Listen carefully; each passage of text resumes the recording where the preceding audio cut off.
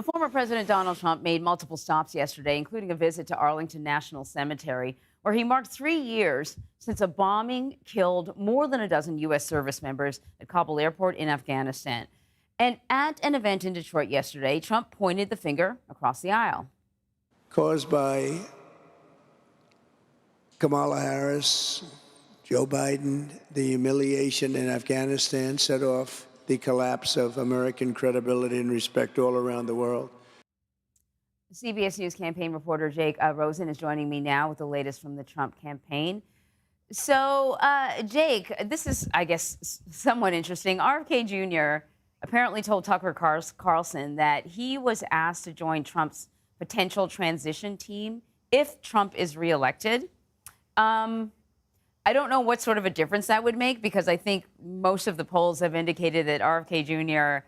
really is not moving the needle at all at this point ever since Kamala Harris got into the race. But should the stars align and he ends up playing a role, what would that be?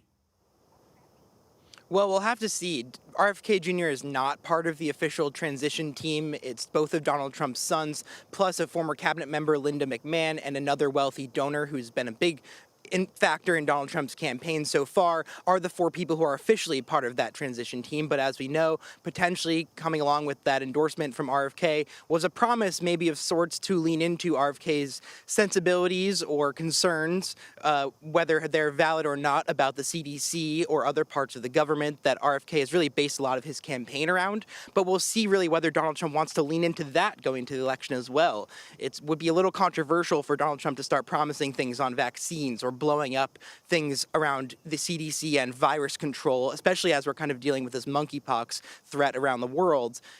As he gets closer to November, we'll have to find out exactly what the Trump campaign is going to say about this. Right. So that's a little bit of a sideshow. Let's talk a little policy, hopefully. Trump's running mate, J.D. Vance, is going to be in Michigan for a speech on the economy. I don't know if we've heard much in terms of specifics on policy from, quite frankly, either sort of campaign, a lot of criticizing each other. But what can we expect to hear from J.D. Vance?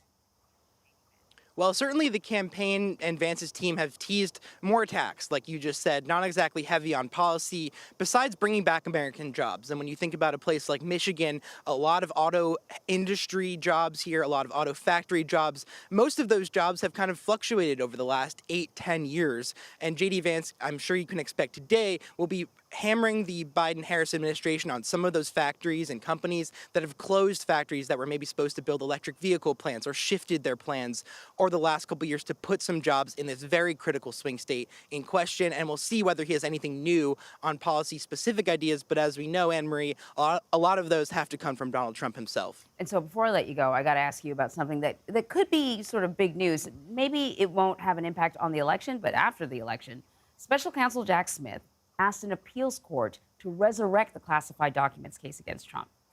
What is he claiming in court documents? What's the argument? So as we know, the judge, Eileen Cannon, said that Jack Smith's appointment was not valid.